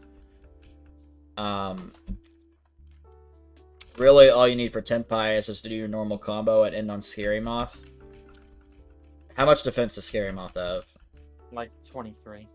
Yeah, there's nothing in their main deck that can beat over that, so like that's their whole turn, unless they have like a board breaker. Which, if I add in Ragnarok of Bloom, that'll give my insects an additional 300 attack and defense. That'll make Mhm. Scary Moth harder to beat over. I mean, even still, just Scary Moth by himself, as long as they don't open like Raigeki or Droplet or something, they're not playing that game. Because I think Pydra has like 1,700 attack points, so it can't beat over Scary Moth. Because the most logical play would be to summon something, beat over Scary Moth, go to main phase 2, and then play there, which is dumb because they want to do all the stuff in the battle phase. But without having something that can beat over Scary Moth, they're just not playing the game. And well, if I have Stack Sovereign, if they summon from the main or extra deck as their second special to try and beat over Scary Moth, I can just pop in and something else. If you had Scary Moth, the only thing Tenpai could do is try and make Black Rose to blow up the whole board. Like, that's their out. Or if they can make, like, SP and banish Scary Moth. Which I'll have. Hopefully have Cicada King, B-Trooper Flying Sting, or even an Imperm set.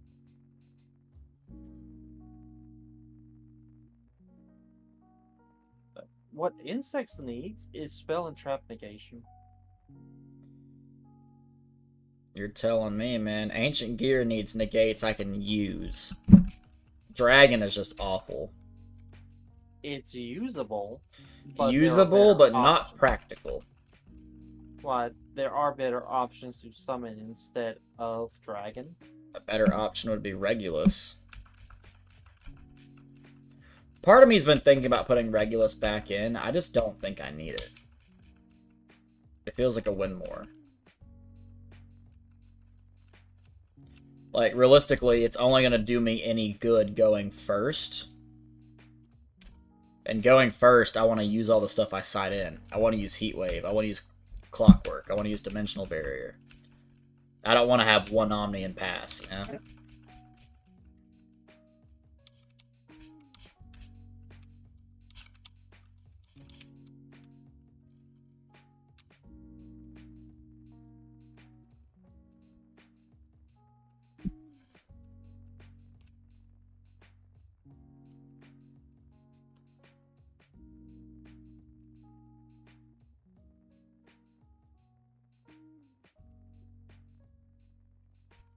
At this point, I'm just waiting, because if they make any other Earth Machine archetype or generic Earth Machine monsters, I'm eating good.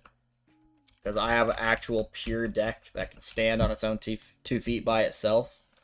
So any other generic cards just help it at this point.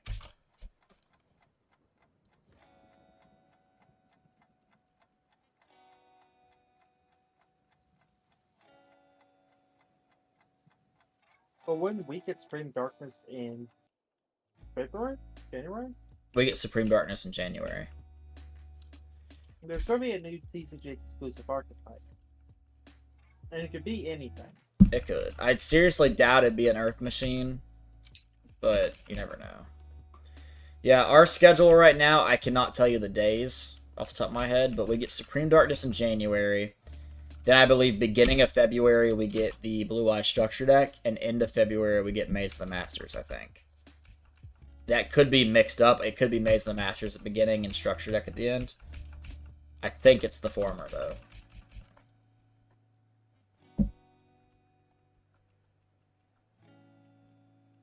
But y'all probably buy 3 of the Blue Eye Structure deck just for the staples, and then give the rest of the Blue Eyes cards to Corey for its binder. Also, with Alliance Insight being a core set, we can already guesstimate that Darkness will come out in January. February, we get that stuff. March, there will be another side set. And then April, we'll get Alliance Insight. The release schedule will probably be similar to what it was this year. Well, core sets always come out every 3 months. Always every 3. So, 3 months from January is when Alliance Insight would be, which should be April. Or technically every 4 if you're counting it that way, because 3 months of Supreme Darkness format, then the next month is the set. Which is why we always have a core set, and then some type of side set, like a deck builder set, or a structure deck, or like something like the Hidden Arsenal boxes or something.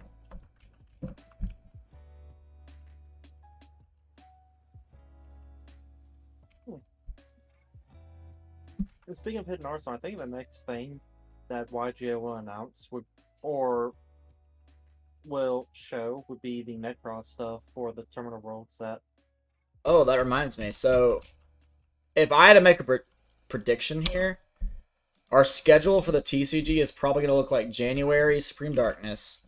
February is Maze of the Master and Blue Eye Structure deck. March would probably be Terminal World 2. Then April will be Alliance Insight. And then May will be another side set of some kind. March would probably be whatever replaces Rarity Collection. And then near the end of the year, we'll get another Animation Chronicle. Or Japan will. We won't get it. But we'll get the cards from Animation Chronicle and something else. See, here's what worries me. All Animation Chronicle cards by pattern went in Battles of Legend sets.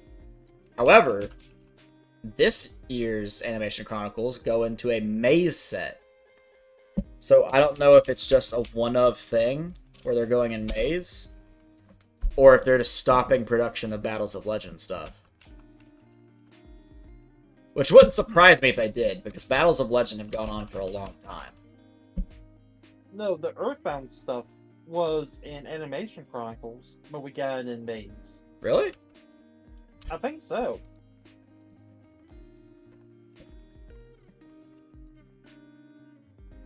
I think Maze is just starting to replace Battles of Legend. Well, I think with all the subsets the OCG has, like the Terminal World stuff, the Legendary Duelist, the Animation Chronicles, stuff like that, it's hard to put all that stuff in one set, like Battles of Legend. For sure. And so they're splitting it between Battles of Legend and Maze. And in Maze, they give us a TCG exclusive Legacy support archetype. Like they did Gate Guardian with Maze of Memories. then Flying Flame Swordsman at Maze of Millennia, and now the Odeon stuff in Master. I really hope Gate Guardian gets something in this set. I don't think so. I don't think so either, but I really want to hope it does.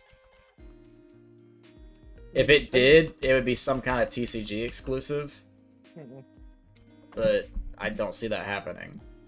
Japan has Gate Guardian now, so it would be in a core set. That's true. Just like Japan's getting Ashen, Tistina, and Flying Flame Swordsman either later this year or early next. So that means one or two core set after they get it, or one or two core sets after they get it, then we'll get support from one of those archetypes. Z just asked me, what's the current health of elemental heroes? Define health. Do you mean like how are they doing, or do you mean like power level of the deck?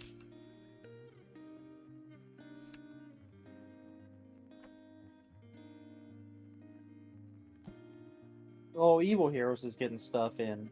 Yeah, but Supreme Darkness. He said elemental. So, if we're talking about the strength of the deck, elemental heroes aren't really played by themselves. Heroes is more of just a pile deck. They use all different types of heroes. Like there's Destiny heroes, elemental, vision, extra, mass. They play them all together in this one giant conglomerate of things. Heroes have always been a rogue strategy. They've never really been meta or like format defining. Sometimes they're very like high tier rogue. Sometimes they're very low tier. I would say right now they're like kind of in a middle range. But with the new evil hero stuff coming out in Supreme Darkness, I feel like they're probably like a top tier rogue strategy. In a competitive viability standpoint, I think they are competitive, and they definitely have places where they can shine. It's just, since they are considered a rogue deck, the likelihood of them topping events is low, which is why it's rogue. But it definitely has the chance to do so. A lot of people argue about what rogue means, but in my opinion, you have meta. You have tier 0, tier 1, tier 2. You have those decks that are defining the format. Everyone's playing them. Everyone's trying to get their tops with the deck they think is the best in the room, unless it's tier 0, where everyone's like, hey, this is the best deck. In my opinion, after that, you have a divide. You have rogue. You have decks that can still top those events. They have the competitive viability to do so. They are strong enough, and in some formats, they could be even stronger because they play well into the meta. Then below that, you have stuff that, like, no matter what you do to it, it's probably not going to top. It's like a 1 in a million thing. It could, but it's probably not going to. That's where I'd say it's more casual. Yet a lot of people look at Rogue and be like, oh, it's not meta, so you're playing a casual deck. You're playing a fun anime deck or something like that.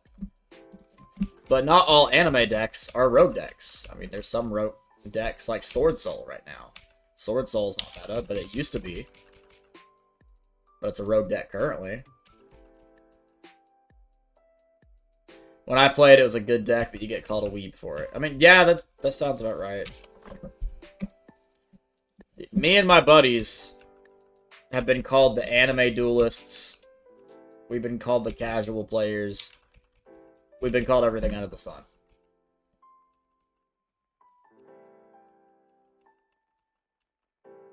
I would say heroes are a good deck.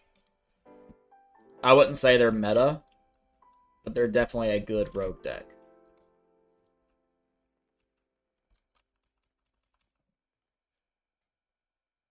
Do you have any thoughts or comments on it, CJ? My thoughts on heroes, the over-branching archetypes, is they should be, like, heroes should be in, like, every single event with all the support that they have. Because, in total, there's over 300 cards dedicated to heroes between Elemental, Destiny, Evil, Vision, Mass, Extra. But they do next to nothing in events. Yeah, there are the hardcore hero players that do good with the deck, but they don't pop. Right. And with the support, all the cards heroes have at their arsenal that can do pretty much anything and everything you want, they still don't do anything. He said, I hate Yubel decks, and I don't know why. I never played against one, only watched, but they bore me. Well, Yubel is one of the best decks in the room right now in the current And Yu-Gi-Oh it's an format. anime deck. And it's an anime when you deck, think about it. but it's crazy how powerful that deck is. But we're at 8,500 chat. I'm going to call it a night. I'm going to go get some food, watch some King of the Hill, pass out. I also know CJ's got work in the morning, so I'm not going to keep him here very long. But I'll catch you guys probably tomorrow. I don't know. We'll see.